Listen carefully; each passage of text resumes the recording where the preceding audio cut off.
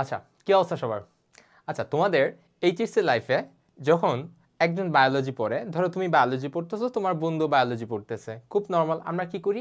আমরা একটা চ্যাপ্টার যখন পড়াশোনা করি, একদম শুরুর পেজ থেকে শেষ পেজ পর্যন্ত পুরোটা রিডিং দিয়ে দেই, বারবার রিডিং পড়ি, ইম্পর্টেন্ট লাইনগুলো এমসিকিউর জন্য দাগাই, বাট আমরা রিডিং পড়তে থাকি এবং ওটা দিয়ে আমরা যখন পরীক্ষা দিই, যখন আমরা এক্সামে প্রিপেয়ার হই, এক্সামের জন্য প্রিপারেশন নেই, তখন ওটা দিয়ে আমরা এক্সাম অ্যাকচুয়ালি লিখে আসি, তাই না?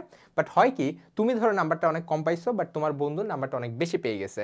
50-এর মধ্যে তুমি ধরো পাইছো 30, বাট তোমার বন্ধু পেয়ে গেছে 45 বা 46, ঠিক আছে? বাট এখন হয়টা কি অ্যাকচুয়ালি, এই যে তুমি নাম্বার কম পাচ্ছ বা তোমার বন্ধু নাম্বার কেন বেশি পাচ্ছে, ঠিক আছে, এটার সলিউশন, এটা তোমাদের কথা ভেবেই কিন্তু আমরা নিয়ে আসছি আমাদের কিউএনএ বায়োলজি নোটস, এই ছোট্ট বইটা, ঠিক আছে? মাত্র 200 মতো পেজ আছে এখানে, এক্সট্রা কোনো কথা নাই।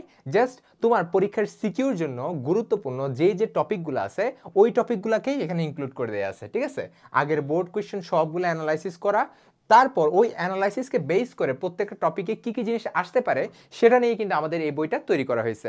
এবং তার সাথে সাথে তোমাদের একটা খুব গুরুত্বপূর্ণ কনফিউশন থাকে, সেটা হচ্ছে অ্যাকচুয়ালি আমি কোন কোন চিত্রগুলো প্র্যাকটিস করব, আমার সৃজনশীলের জন্য কোন কোন চিত্রগুলো ইম্পর্টেন্ট। সো এইটাতে খুব সুন্দর করে চিত্রগুলো, যেটা তোমার খাতায় আঁকতে হবে, যেই চিত্রটা স্পেসিফিক, যে চিত্রগুলো খাতায় আঁকতে হবে, ওগুলাই কিন্তু এখানে দেয়া আছে। সো তুমি এখান থেকে ইজিলি জিনিসটা প্র্যাকটিস করে ফেলতে পারবা, কোনো সমস্যা নাই।